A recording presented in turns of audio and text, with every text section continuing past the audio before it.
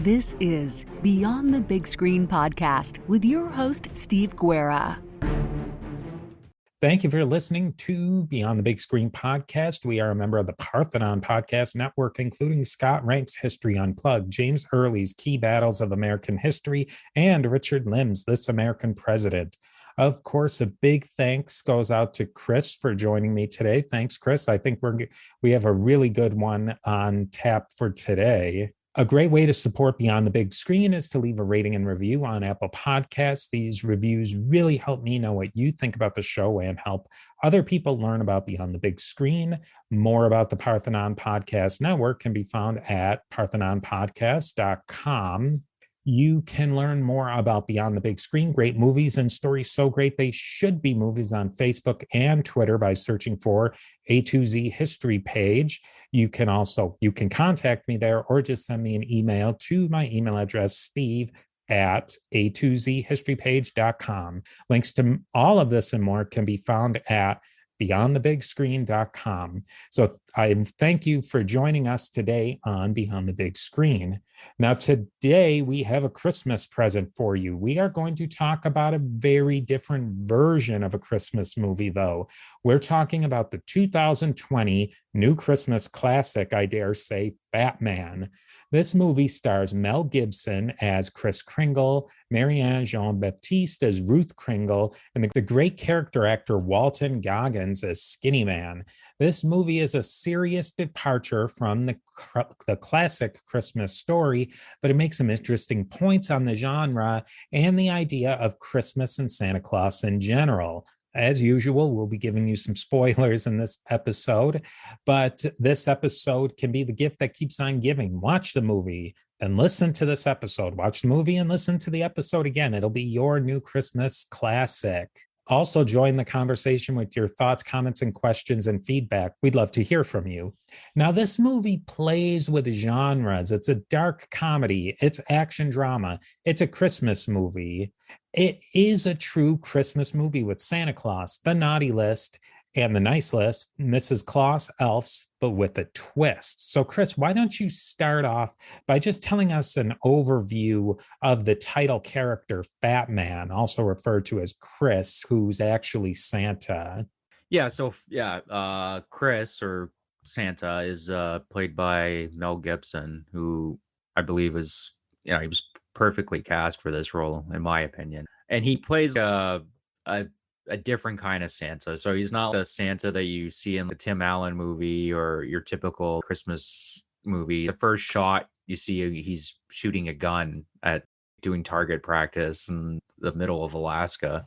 You find out later that's where he is. But and he's not so happy and jolly. He's kind of down about the state of the world, basically. There's he drones on about how kids are just acting so terribly now and how the naughty list keeps on growing and growing and growing, and he's not too happy because he doesn't, at least to him it seems the Christmas spirit is dying, right?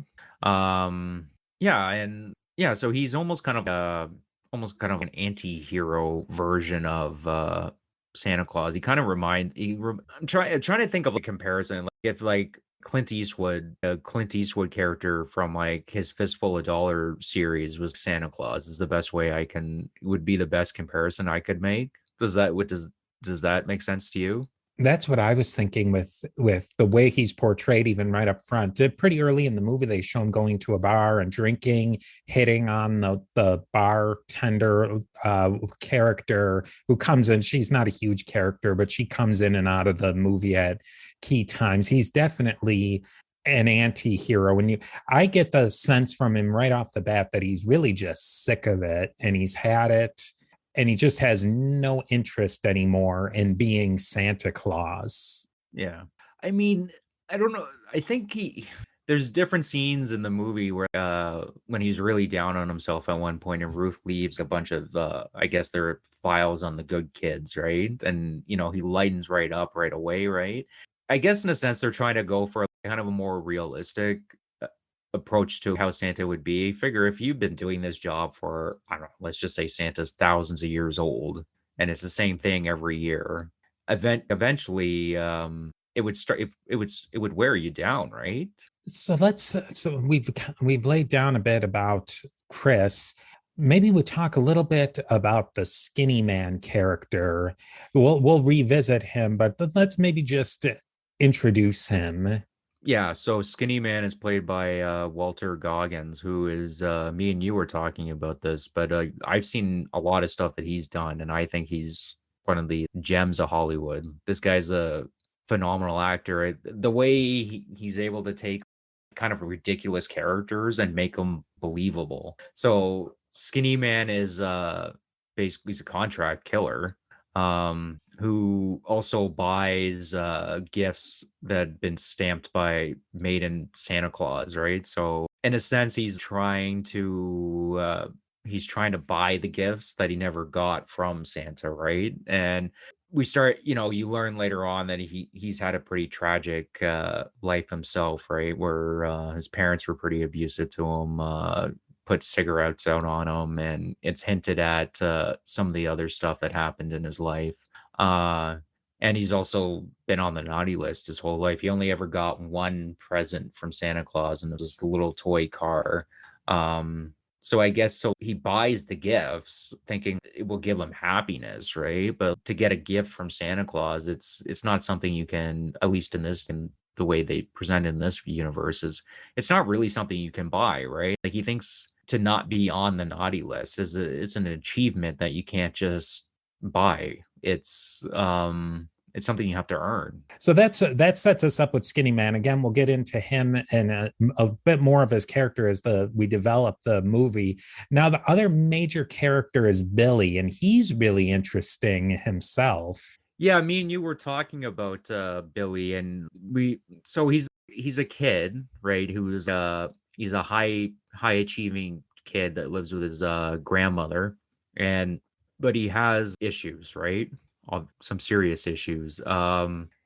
His dad's not around, right? We find that out in the movie, and it appears that his dad's really not part of his life at all, because he gets a Christmas present from his dad, and it's a teddy bear, which is, I mean, it's fine, but the kid's, I'm guessing, what would you guess? He's 10, 12? maybe 10, 12. Yeah, probably. Yeah, he's a little old for a teddy bear, right? And almost so, which I interpreted as his dad doesn't even really know his age, right? He he refers to his dad by his first name, right? Yeah.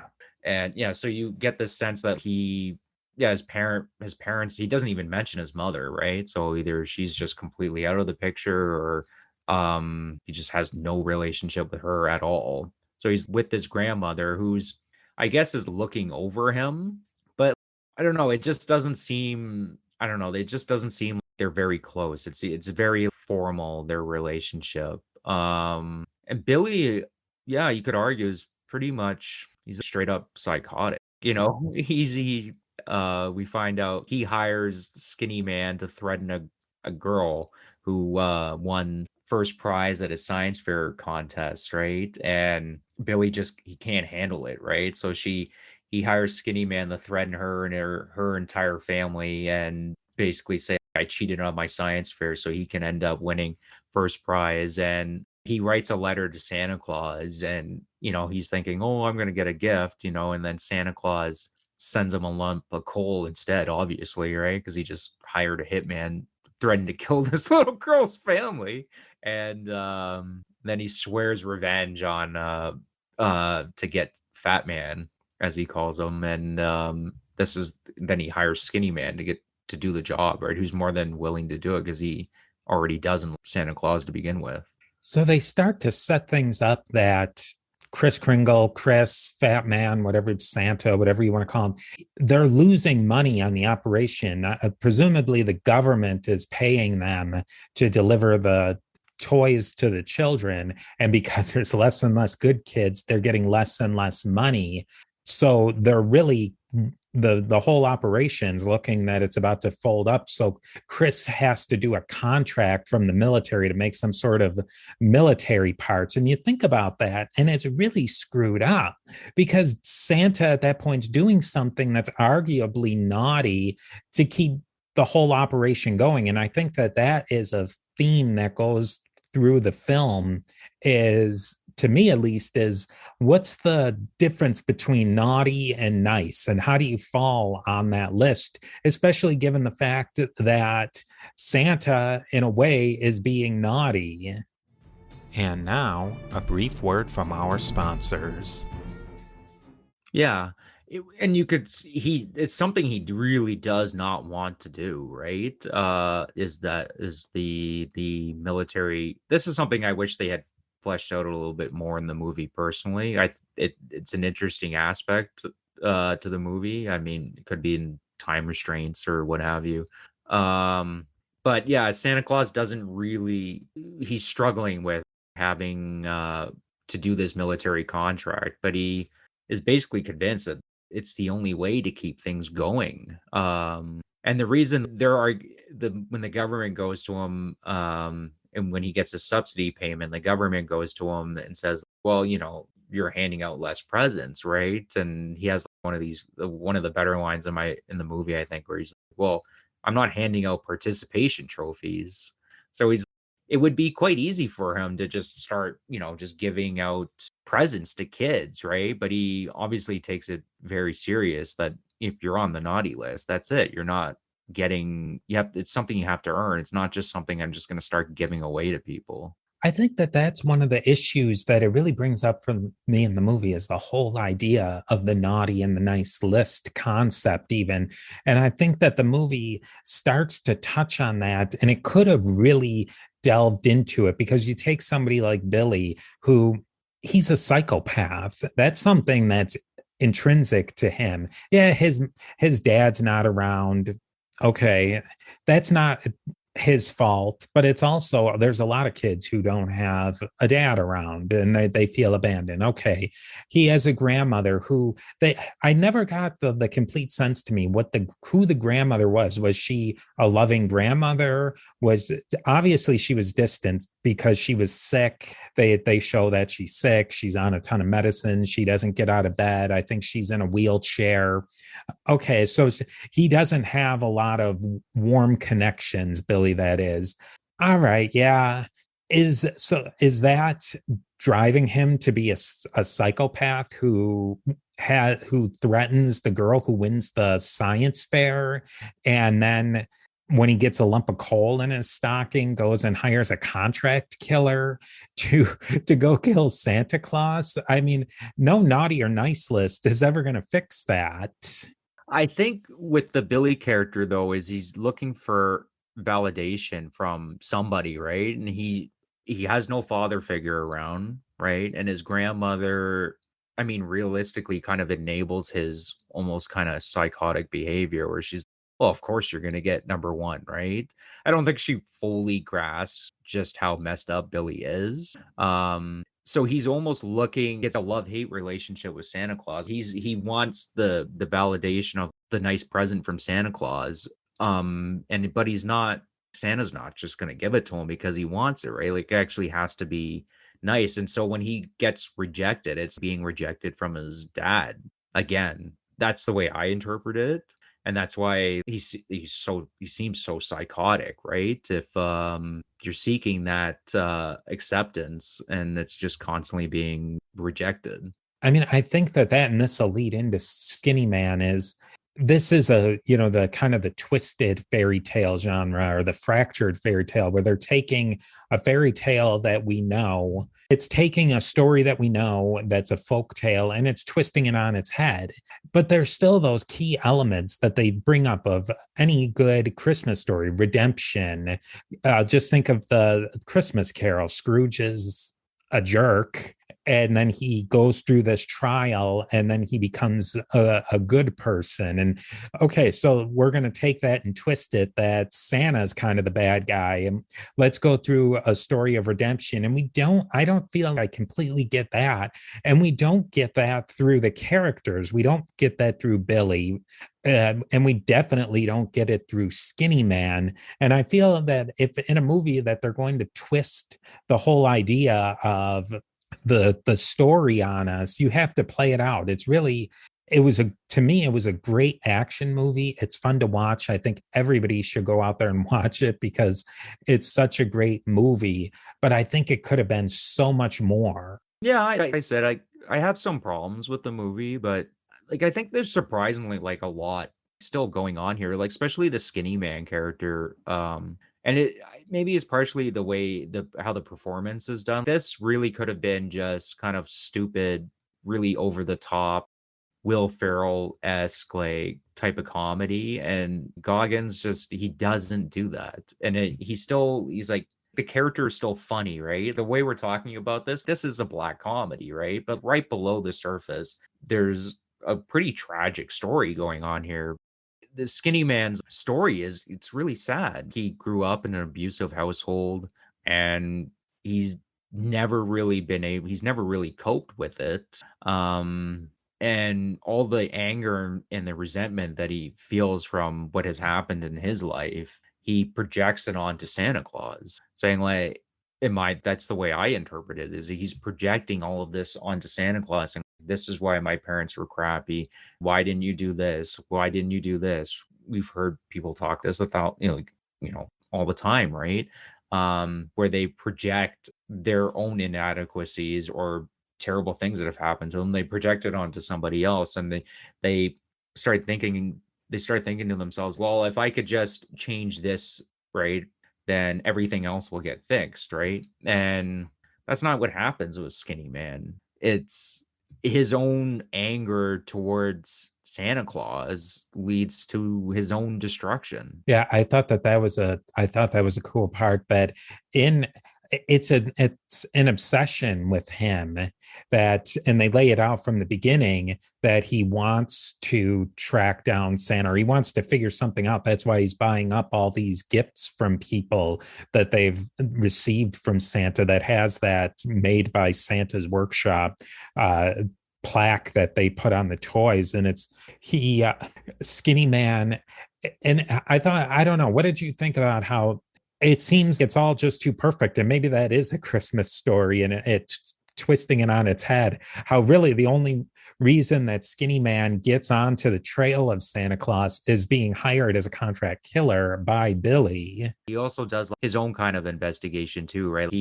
If I'm trying to remember clearly, like, he has a moment of clarity. It's like, oh, well, where did the letters go? And he literally goes to the post office and, pulls a gun out on the guy and says, well, you got to tell me where these letters go. And then that's what kind of sends him in the direction to find Santa Claus. But just kind of how that was all done, it seemed somewhat believable to me in this completely absurd setting, right? That's the part that I really like about the movie, is the fact that like, it all seems kind of real.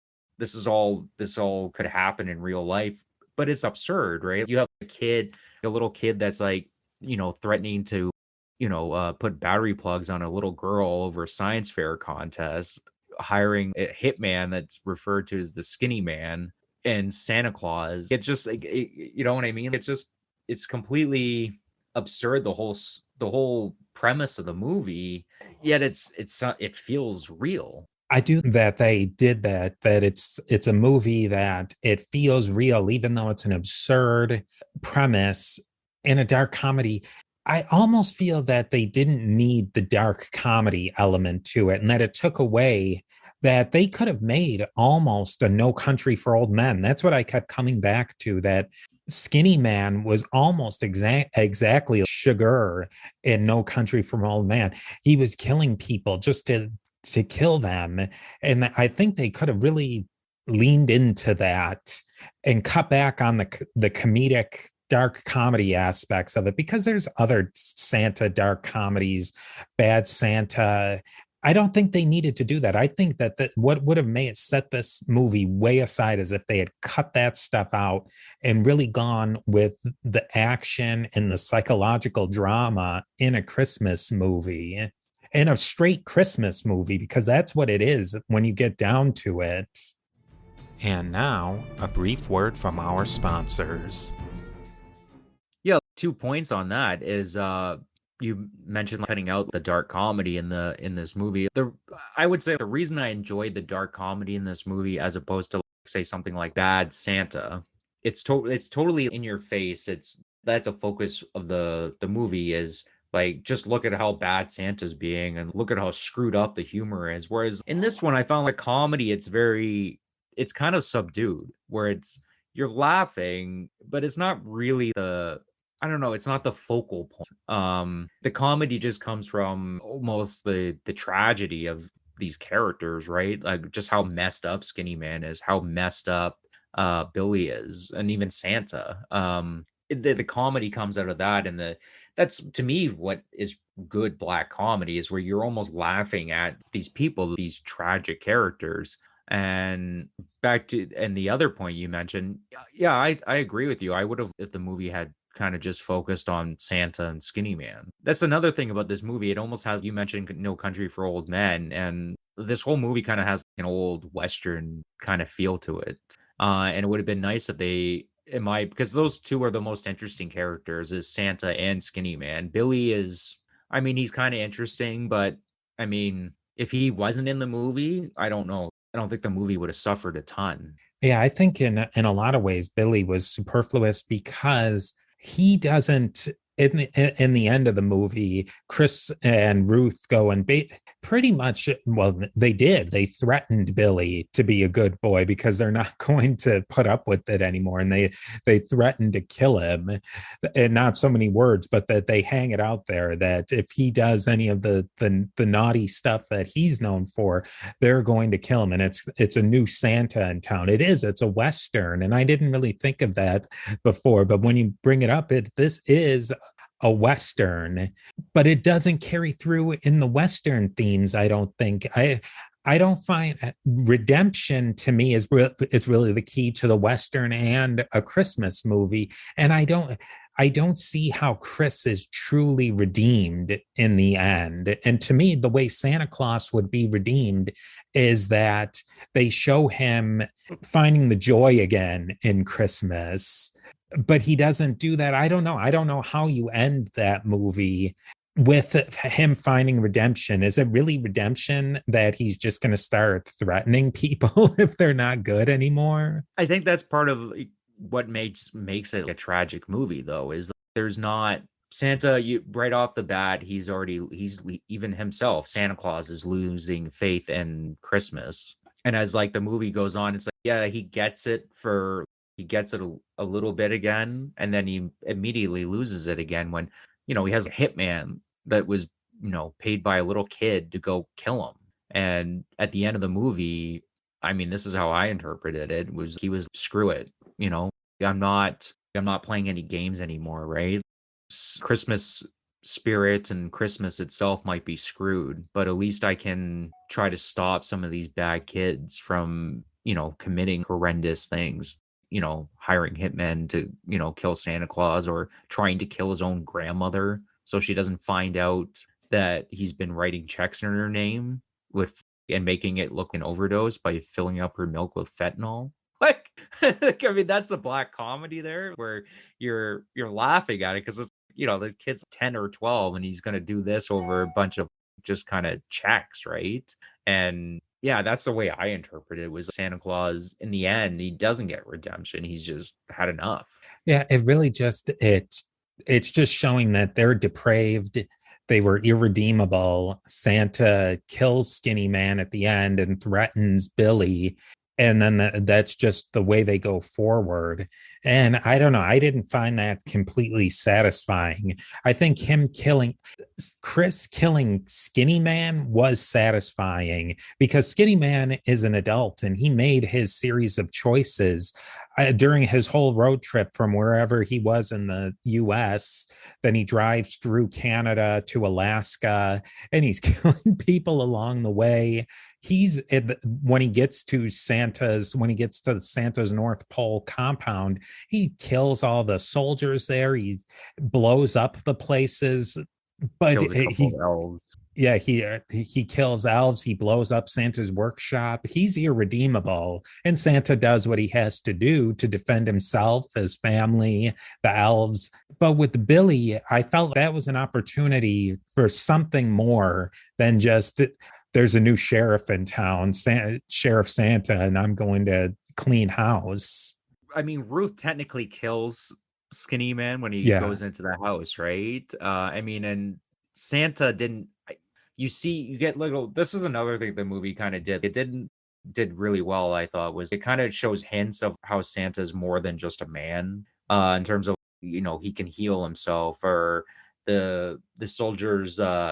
A big box of something really heavy falls off the forklift, and then Santa just kind of picks it up, right, and then puts it back. So when he's fighting Skinny Man, I mean, he really could have just ripped his head off, right? With his bare hands. He's holding back. He doesn't want to kill him per se, right? But then, he's giving him an opportunity. He's like, it's over. Let's talk about this, right? And he even says right before the showdown, too, Santa goes to Billy, my powers have limits. I'm sorry I couldn't do anything about your parents.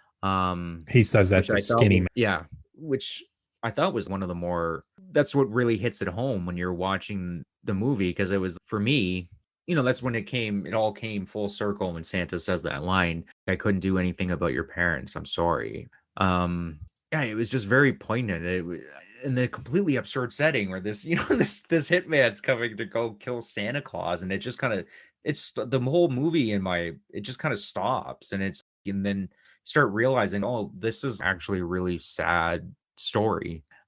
This entire time, I don't know if that was exactly the filmmaker's intention totally, but that's how I felt.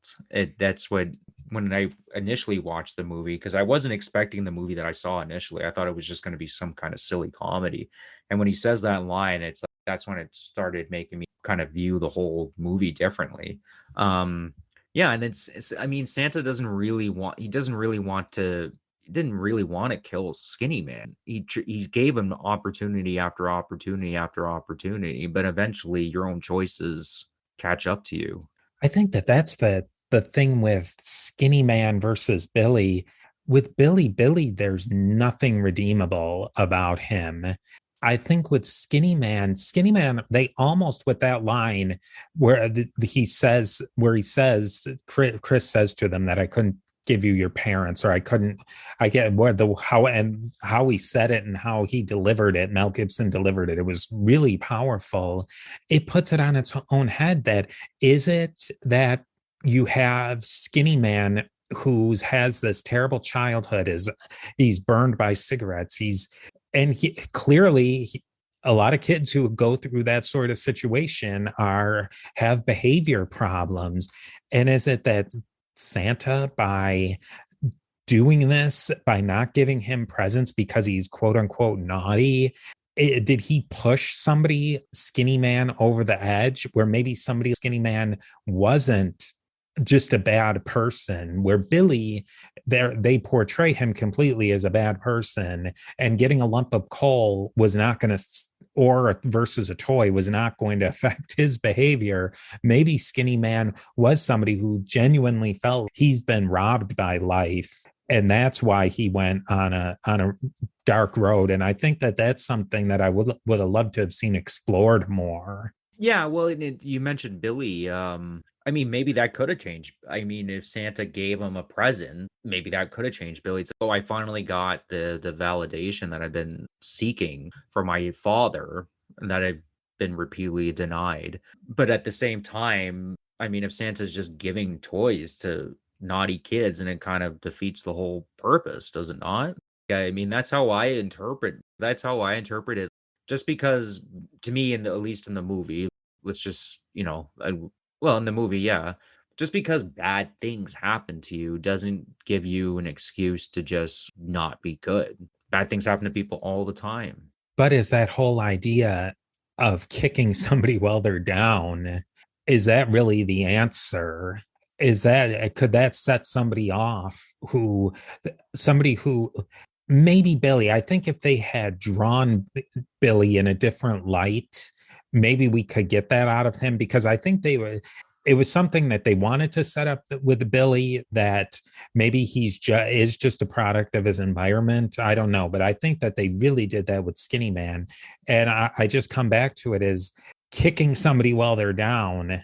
Really, the the right way to motivate somebody to be good. I mean, I don't know. It depends. If you're dealing with an alcoholic, right? The only way to really deal with an alcoholic is you have to admit that you're an alcoholic. And then that's the first step, right? Where Skinny Man, I don't think, or Billy, they never really understood what, like, it, I don't know. I get the sense they don't really understand what they're doing is wrong. I mean, Skinny Man, I guess, but Billy he legitimately is confused.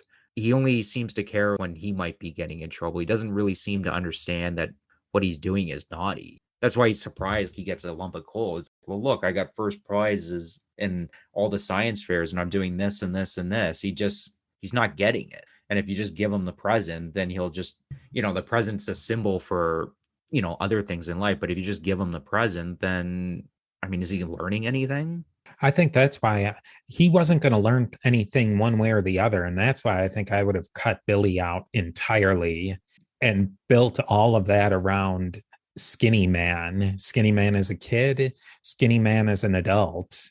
And that I think that would have built up some tension within Chris, that why am I doing this to kids who I know are going through a rough time? And maybe that's why they're acting out. I think that they would have had to have that somebody, Skinny Man, grew into his evil. And that's how he turned into maybe just a mixed up kid into a contract killer who's just completely filled with this rage and this animus towards Chris. I think they could have, that's what they really should have built up, because I think that would have really pushed the idea forward. And I think that's what could have carried Chris through into the end, is that, maybe I made this mistake with Skinny Man. Skinny Man's can't have redemption now. He's trying to kill me. He won't stop. He won't listen to me now. But maybe with this next kids now, I can make a difference. Yeah, and maybe that's partially why Santa Claus is in the state that he's in when we see him at the beginning of the movie. That would be a lot to weigh down somebody, right? You'd have to be almost not human if you're constantly weighing those types of decisions. Well, I mean, if I keep this kid on the naughty list, and I understand that he's gone through this is this what's really going to push this kid over the edge? It's definitely an interesting point of contention. I know I wouldn't want to be making those decisions. Boy, though, if you think to the very end of the movie, though, when we think Skinny Man's won, and of course, spoilers here, he kills Santa, or he shoots Santa in the head, Chris in the head. I mean, that would have been a very different movie, but holy smokes, if they had ended it at that point, that would be something else. Yeah, I was blown away by that, because I'm always thinking to myself, well, I mean, Santa's gonna win, right? This is what Hollywood does. And when he stabs Santa in the side with his projectile knife thing that he has in his suit, and then he just stands up and then just blows Santa's head, just shoots him point blank in the face. And the way they film it, you see the whole thing, though. You see the shot and everything. I was just blown away. I can't believe they actually did it, because there was did he actually just kill Santa? And then you realize pretty quickly, it's like, oh yeah, he's got the regenerative powers. But I was just amazed that they filmed that. You're so I don't know, just most movies just would have, I don't know, they would have at least cut away, and you would see, you would hear just a sound. For them to go, yeah, just full on into that, I don't know, I was pretty impressed. Yeah, I really did. I appreciated that they did go so shocking. I mean, I've never seen a movie that really pushed an icon that and broke it. That's pretty amazing. Yeah, and it's one of my favorite parts. But it's also kind of why the movie, because it's so many. I mean, you were talking about it would have been nicer for them to kind of more focus on particular things. But I like the fact that I brought up before. There's just so many unexpected things that happen in the movie, like Santa getting shot in the head, and then one moment you're, oh, this is actually a really sad, tragic movie, and then the next moment you're laughing, and just the way that they seamlessly mixed all these things together. It's really impressive. I've only ever seen it kind of really done really well a couple of times. Like Danny McBride and David Gordon Green and Jody Hill are they're pretty famous for being able to mix kind of tragedy and black comedy. And I believe they had a little bit to do with this movie. I think they were executive producers. I have to give a nod to a podcast that friends of the podcast who they did an episode and they on the Samson book from the Bible, and this has just been sticking with me since I listened to this, and I've been going back and forth with the creators of this podcast. That's called the Podcast of Biblical Proportions, and it's about the Samson book in the Bible, and that Samson is created as in the model of a Greek tragedy. And they started talking about the elements of Greek tragedy. And it really is this movie, Fatman. It brings you through all, it's funny, but then it's darkly tragic. And then they bring you to the end where you have some sort of relief. And I think that that's what the movie, it really was a tragedy, a Greek tragedy, in the way that it's just bringing you on an emotional roller coaster through the whole movie to the finally kind of catharsis at the end. I don't know if it's a complete catharsis, and I think that that's something they could have done better. But in that way that you how you brought it up, and it made me think of that, is it really does. It's a constant emotional roller coaster where I think something No Country for Old Men is different in the way that it's just brutal through the whole movie and you never get relief. Yeah. And you brought up Greek tragedy. I mean, Greek tragedy is unique in the sense that the character, I mean, this is how I've always interpreted, the characters themselves are not so much it's the situation that they're in and then Santa is in this situation they never really asked for. I mean, we never find out kind of how he became Santa Claus but let's just say he's in this situation, and the situation itself is tragic. The fact that he's been given this job, I guess, where he has to decide who's naughty or nice. Yeah, I think that's always the thing that hangs out in the Christmas movies, is where is Santa come from, and that he has to be immortal to some degree. And what's the meaning of, I mean, it's definitely veers off of what the Christian message would be of Christmas, I suppose. But I wonder how people explain that, because I've never really heard a good explanation for that. I guess in the end, I think we do have to suspend our disbelief, and we have to do it in this movie, and we have to do that in general with these sorts of movies. Oh yeah, for sure, right? We've been talking about, just kind of how absurd the whole thing is on the surface of it, right? And you were mentioning the nature of Santa Claus. It is kind of weird. I mean, really, what is he? Is he part God? Is he part angel? Or, I mean, he's definitely not God, but he's definitely more than just human. He's almost like kind of a Hercules type figure. Yeah, I don't know. I know a little bit about how the Santa Claus idea developed, and it's mostly in Northern Europe, as far as I know. That in Southern Europe and in Eastern Europe, it's St. Nicholas Day, which is a little earlier in December, and that sticks more to the story of St. Nicholas from way back in antiquity. Would just give kids a little bit of, I think it was an orange, and that's why people give oranges to each other on St. Nicholas Day. And even in the past, and if you go back and read the books of the Laura Ingalls Wilder, in the Little House on the Prairie books, where they'll give each other an orange for Christmas. I got an orange for Christmas, because that was such a big deal, and that also tied into the traditional St. Nicholas story. And I'm not exactly sure where that's this whole idea of the Santa Claus who does all these supernatural activities and is timeless. I think it's a relatively new idea that's come along, maybe the early 1900s. And I think it's really developed in the last 150 years in the America, Canada, kind of the Anglosphere. So I guess to wrap up today, in the end, I think for me, I really enjoyed this movie. I think in a way, it really is a Christmas classic. And I know that having watched it, it came out last year during the pandemic Christmas, and my wife and I enjoyed it. Obviously, not the kids, and not definitely not a movie for the kids.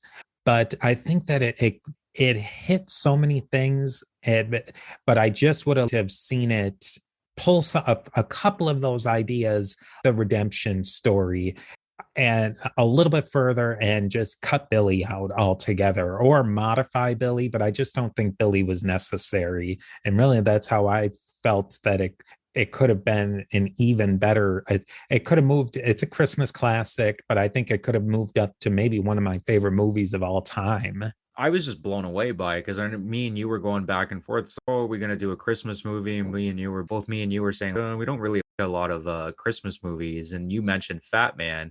And then I looked it up and it was, Mel Gibson. And I'm a huge Mel Gibson fan. Then I saw Walton Goggins was in it. And I was, okay, yeah, I'll watch this. And I was just blown away by it. It was a lot more than I expected.